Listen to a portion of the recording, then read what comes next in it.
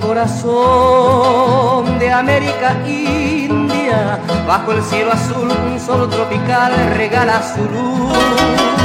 En ese rincón de noche divina, de tierra bermeja vive el Paraguay, pero de inquietud. Sus hombres valientes de temples de aceros cultivan la tierra, pulsa la guitarra y arpa guaraní.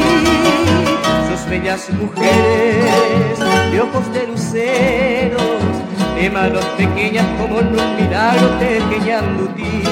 En la tierra de los yerbales nunca falta una sombra amiga, los hermosos manantiales con su frescura calma el dolor. Si una pena turba tu vida y la herida sangra en el alma, es propicia allí la brisa para la dicha y para el amor.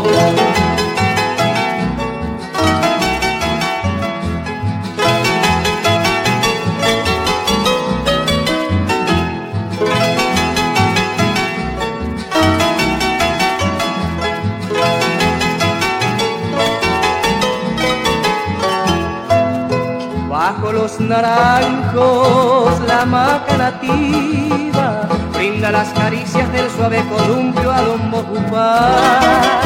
Se oye entre tanto el himno a la vida de ritos paganos que los naturales brindan a tu paz. Paraguay eterno de bravos soldados, de heroicas mujeres de la residencia que al mundo asombró.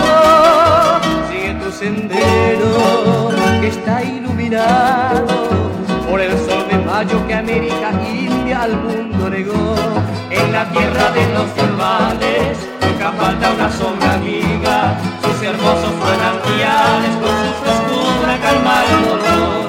Si una pena turba tu vida y la herida sangra en el alma, es propicia allí la brisa